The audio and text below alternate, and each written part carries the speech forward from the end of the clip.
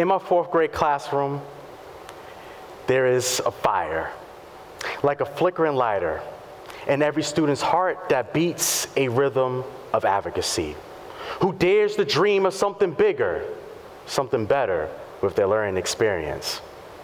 Like when my fourth graders wrote opinion articles, advocating for 30 minutes of recess time every day to the principal, and then met with the principal in the classroom, explaining that 30 minutes of recess time will actually mean that we get to focus longer and engage in deeper learning.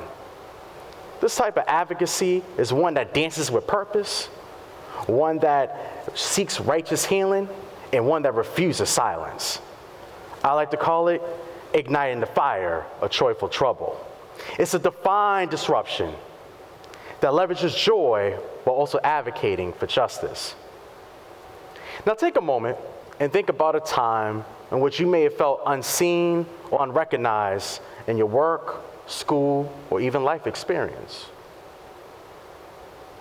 Now imagine being 10 years old, walking into school every day, but never hearing your name being mentioned, your culture being referenced, or even your story being told, and the lessons that help shape who you are and who you're going to become while you're in school. This is the type of advocacy and type of impact that we need to engage in order for our students to be able to see themselves as reflections inside their building. I want to tell you about one particular story that impacts the work that I do. It's one of my former fourth grade students. Her name is Elle, and she a fantastic student from Chile, South America, a great writer, a fantastic mathematician, an excellent reader, and even a better human being. I remember it was the start of Hispanic Heritage Month, a month that we celebrate contributions and the cultures and heritage of Hispanic people in the United States. Elle was beaming with a lot of excitement, y'all. And she was ready to share all about her impact that she was making and sharing about Chilean culture, the music, and even the dance inside of her music class. Unfortunately, whenever she went to music class during that month, all she was learning about was salsa dancing, Mexican instruments, and Mexican heroes of the past and present. And this impacted Elle because even though she was getting some good learning, she was not learning about her own culture, her own people, nor was she learning about the people around her in Central and South America as well.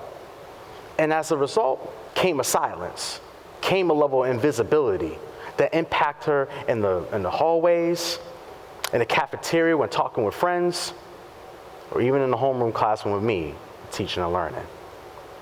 When Hispanic Heritage Month came to an end, there was an absence of a child's presence that was prevalent and profound throughout the hallways and the walls of the school, a devastation to a teacher and ambassador of public education. Then came the next day. I was getting ready to get started with yet another school day, setting up the classroom, writing on the board, a good morning message, and all the good things. Where before all the students came in, I noticed in the corner of my eye, I turned to my right, and there she was Elle, putting her belongings away in the locker, but with a purpose, an intent look in her eyes, and a fire within her body. She turned to her right towards the door and pulled open the door. And when she pulled open the door, she looked right at me dead in the eye and said, "Good morning, Dr. Washington.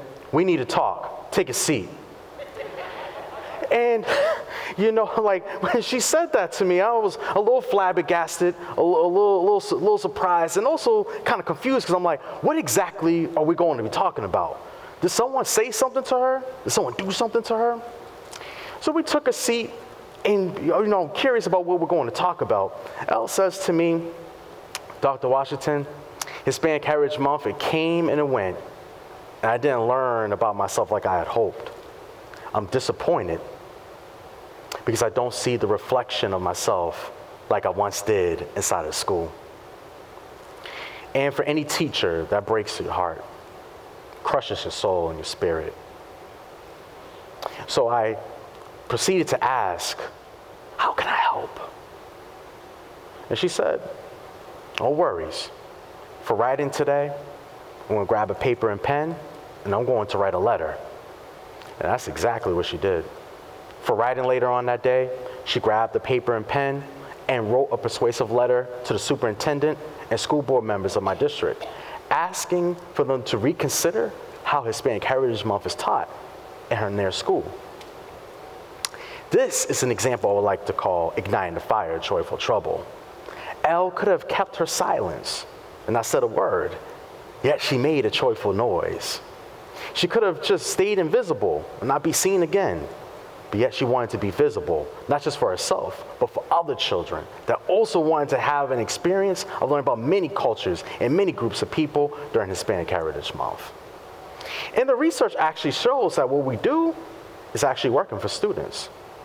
A recent study shows that when we use advocacy in teaching and learning in the classroom, students are more likely to use academic tools like a paper and pen to write, to construct ideas of what they see as unfair or unjust in school, and propose solutions towards fairness. But if I had to be real for a moment with everyone, I also wanted to tell you this. Injustice is systemic. And systems are big, they're heavy, and very difficult, if not impossible, to change all by yourself. So then the question becomes, how do we go from silence caused by an institution to defined disruption, and leveraging that defined disruption towards joyful freedom? Well, I got an answer for you all. It's called Igniting the Fire Framework, or the FIRE framework. 4 steps in which I teach students and adults and organizations too, how to use your platforms in order for you to seek change in your community when you see that something is wrong and that needs to be changed. I'm gonna share with you an example of how I do this in my own line of work. F stands for fuel. Fuel comes when there's a need, a desire to see some sort of change that's needed to happen in your environment. You go through your day-to-day work and all the things that's happening within your day-to-day work, you recognize, hey, something needs to be changed. Something's not done correctly. So when I invited a financial investor to come to my classroom to teach financial literacy to my 4th grade students, they were blown away, wowed by the experience of learning about checking accounts and savings accounts, using their money that they're saving in their piggy bank to invest in the stock market, and beginning their own business. Yet in that same excitement, I also recognized that there were at least 80 kids in my own school building that was in the same grade that were never going to experience any conversation about financial literacy. And that there were thousands of kids within the state that I live in that also wouldn't have access to financial literacy. Something needed to be changed. I is for inspire. Once we see that change is imminent, we have to start doing work to be inspired to see the change happen. It wasn't enough for me to do this by myself. I needed other teachers, business leaders, and advocates who enjoy financial literacy to also be part of the work. So we've set up a coalition where we met with state legislators, senators, and House of Representatives to talk about proposing a legislation, a law that will allow for all kids to be able to have financial literacy in high school so that they can learn about how money works and not perpetually fall into a cycle of debt, but to use money wisely so it could be used as a creation, a vessel towards their purpose. R is for reach. Your reach is revolutionary.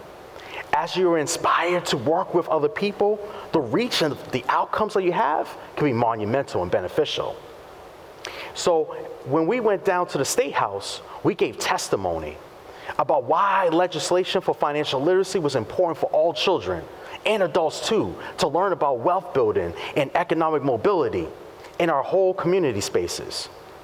And it's because of that type of work that we're giving all children and all adults an opportunity to utilize the tools of financial literacy to improve on outcomes in our community spaces. And that leads to our E, engage.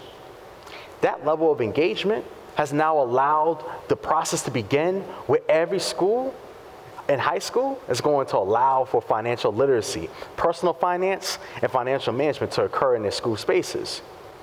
This means that we have to also continue to work with teachers and school leaders about how to implement the course into the school curriculum. So we have to provide training, have conversations about how the instruction is going to be done, what kind of curriculum we're going to use, and the impact of the curriculum that's going to be impactful for students when they go out into the world to be college, career, and civically engaged as informed citizens. So that's some of the work I've done when it comes to the FIRE framework. But Elle also did work with the FIRE framework in her own way. She too was fueled, but for a different reason. Fueled that she didn't see representation in the Hispanic heritage curriculum. So she was inspired to write a persuasive letter that will allow for all children to be able to have access to all types of conversations about Central and South American Hispanic people in our classrooms. And she extended her reach, getting her paper signed by many students in the classroom, and then handed it over to me to present in front of the superintendent and school board members to consider for the next school year. And as I received the paper and then later go to the school board to have that conversation, we was to move with the engagement of the conversation about how Hispanic Heritage Month was going to be chosen differently for the next school year.